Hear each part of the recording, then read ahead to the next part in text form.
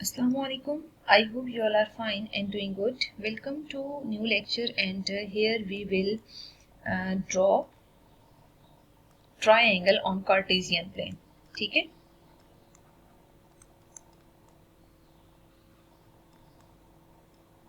तो सबसे पहले तो हमें कंडीशंस क्लियर होनी चाहिए कि ट्राइंगल कंस्ट्रक्ट करने के लिए कितने पॉइंट्स गिवन होने चाहिए. ठीक है. और अगर वो 3 पॉइंट्स गिवन हैं, क्योंकि ट्राइंगल 3 पॉइंट्स से हमेशा कंस्ट्रक्ट होती है, तो वो तीनों पॉइंट्स नॉन कोलिनियर होने चाहिए. ठीक है. तो यहाँ पे कंडीशन मेंशन कर देते हैं, ट्राइंगल कैन बी कंस्ट्रक्टेड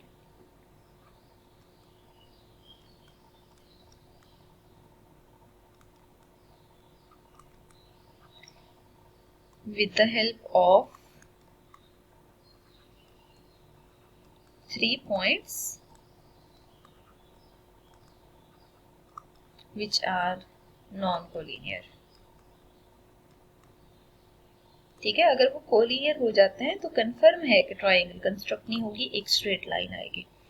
तो सबसे पहली वर्किंग हम ये करते हैं कि यहाँ पे जो 3 पॉइंट्स हम कंसिडर करते हैं, तो वो तीनों पॉइंट्स नॉन कोलिनियर फॉर्म में होने चाहिए. बट ये है कि प्लॉटिंग के वक्त हमें आइडिया हो जाएगा. ठीक है. तो यहाँ पे जो पॉइंट्स हैं वो गिवन हैं P32, Q6, 7 एंड R9, 3. ठीक है.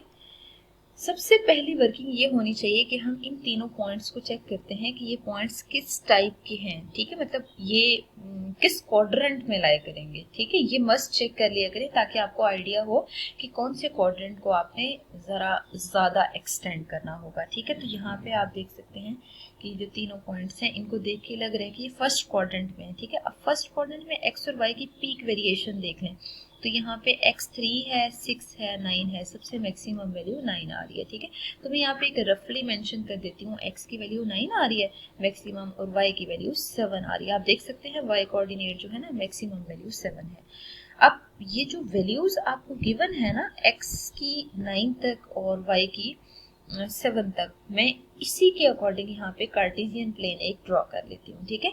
अब देखिए, इस कार्टेशियन प्लेन में सबसे पहले वर्किंग आपने ये करनी है, मैं यहाँ पे कुछ इस तरह से मार्क करती हूँ. देखिए, ये हम एक वर्टिकल लाइन ले लेते हैं. ठीक है. वर्टिकल लाइन y एक्सिस होता है. ठीक है.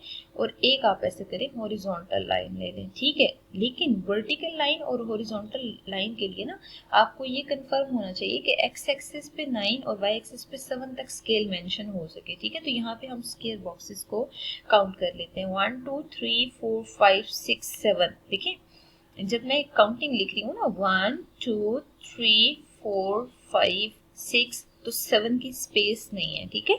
इसका मतलब ये है कि ये लाइन एक्सटेंड हो सकती है ना, क्योंकि कॉर्नर पे एरो मौजूद है, तो फिर आप अपने अकॉर्डिंग स्केल को एडजस्ट कर लिया करें. ठीक है. यहाँ देखिए, मैंने इसको एक्सटेंड करके यहाँ पे 7 मार्क कर लिया, क्योंकि वाई एक्सिस पे 7 तक वेरिएशन है, तो इनफ है 7 तक स्केल. अब एक्स एक्सिस पे चेक करते हैं. 1 2 3 4 5 6 7 8 एंड 9. इसका मतलब है वाई एक्सिस का स्केल 9 तक इजीली पूरा आ गया, तो मीन्स ये इनफ है. लेकिन अगर यहाँ पे भी बॉक्सेस अगर आपको कम लग रहे होते हैं ना, तो हम इनको एक्सटेंड करके ड्रॉ कर सकते थे. ठीक है.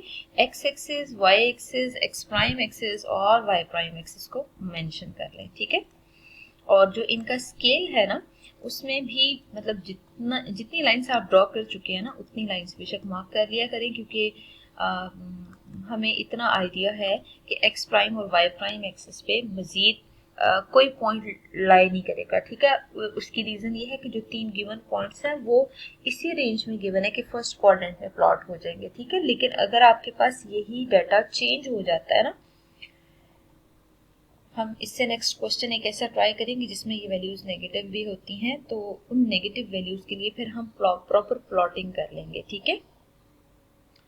अब देखें, इन तीनों पॉइंट्स को हमने लोकेट करना है. तो सबसे पहले हम करते हैं P32 को. P32 को प्लॉट करने के लिए ना, आपने x एक्सिस को नोट करना है. x एक्सिस में देखिए ना, एब्सिसा क्या है, x कोऑर्डिनेट 3 है. अगर x कोऑर्डिनेट 3 है तो आपने 3 की वेरिएशन कहाँ तक लेनी है, मैं यहाँ पे मार्क कर देती हूँ. आपने x एक्सिस की 3 की वैल्यू को 2 तक आपने एक्सटेंड करना है। तो आप देख सकते हैं कि वैसे तो डॉटेड लाइन लगा सकते हैं, ये जो मैंने येलो लाइंस मार्क किया ना, ये डॉटेड फॉर्म में लगा के आप इस पॉइंट को मार्क कर सकते हैं कि P32 के इक्वल। हम ऐसा करते हैं कि अगर हमें समझ आ जाता है कि डायरेक्ट ये पॉइंट आ रहा है 32, तो हम इसके कोऑर्डिनेट्स 32 मार्क कर लेते हैं, ठीक है। क्योंकि ऑलरेडी ग्राफ में एक ट्रायंगुलर शेप भी आ रही होगी, तो बेस्ट ये है कि हम सिर्फ इन पॉइंट्स को लोकेट कर लें, ठीक है। अब आप देख सकते हैं 6 7, नेक्स्ट पॉइंट आ रहा है 6 7। तो आप देखें, पहले मैं इसकी डायरेक्शन शो कर देती हूँ। 6 की वेरिएशन आपने 7 तक लेनी है, तो देख सकते हैं ये वाला पॉइंट आ रहा है, ठीक है। ये जो पॉइंट आ रहा है, इस पॉइंट को मैं मार्क कर देती हूँ कि ये 6 7 को रिप्रेजेंट कर रहा है, ठीक है। एक्स, आप जरा इस पॉइंट को ड्रॉप करके देखें ना, x की वैल्यू 6 है और y की वैल्यू यहाँ पे 7 तक वेरी कर रही है। इसका मतलब ये है कि आप इस पॉइंट को मार्क कर दें कि ये हमने q प्लॉट किया और q की कोऑर्डिनेट 6 7 है। r इज 9 3, x की वेरिएशन 9 और y की वेरिएशन 3 तक है, ठीक है। तो ये आप देख सकते हैं कि r की वैल्यू 9 3 के इक्वल है, तो हमने 9 3 को भी प्रॉपर प्लॉट कर लिया, ठीक है। देखिए ये तीनों पॉइंट्स हैं और डिफरेंट लोकेशंस पे मौजूद है। अगर ये डिफरेंट लोकेशंस पे मौजूद है तो इसका मतलब ये है कि ये ट्रायंगल को रिप्रेजेंट कर रहे होंगे, ठीक है। क्योंकि इन तीनों को जब आप ज्वाइन करेंगे तभी आपको आइडिया होगा किस तरह की शेप आ रही है। तीन को लीनियर पॉइंट्स भी हो सकते हैं ना, लेकिन यहाँ पे हमें